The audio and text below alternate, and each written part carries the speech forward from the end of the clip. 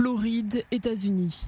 Des dizaines de milliers de spectateurs cherchent le meilleur point de vue pour assister dans quelques heures au décollage du vaisseau spatial Orion vers la Lune. J'ai planifié ce voyage depuis longtemps et vous savez, j'ai dû le reporter parce qu'il n'arrêtait pas de retarder le décollage.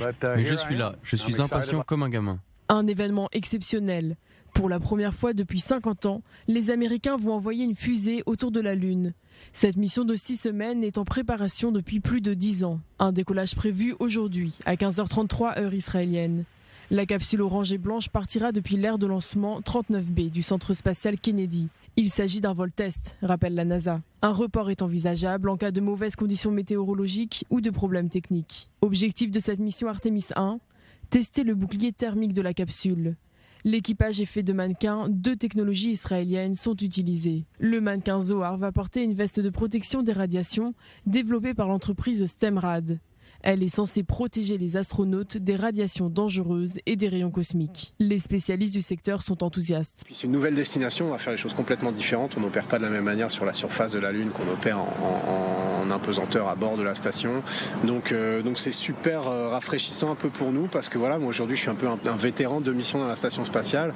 Pareil pour mes collègues de ma promotion. Aujourd'hui on repart un petit peu à zéro, donc c'est super.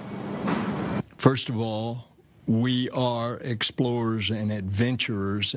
Avant tout, nous sommes des explorateurs et des aventuriers par nature. C'est essentiellement l'accomplissement de notre destinée. Mais lors de cette exploration, on va apprendre et développer de nouvelles choses qui vont améliorer nos vies sur Terre, comme cela est sous-jacent dans notre programme spatial.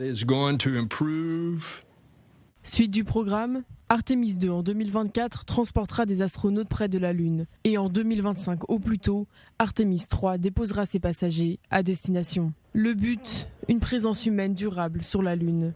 À long terme même, la NASA vise à réunir les moyens nécessaires pour atteindre Mars. En toile de fond, une concurrence accrue avec la Chine pour découvrir les premiers de nouvelles surfaces spatiales.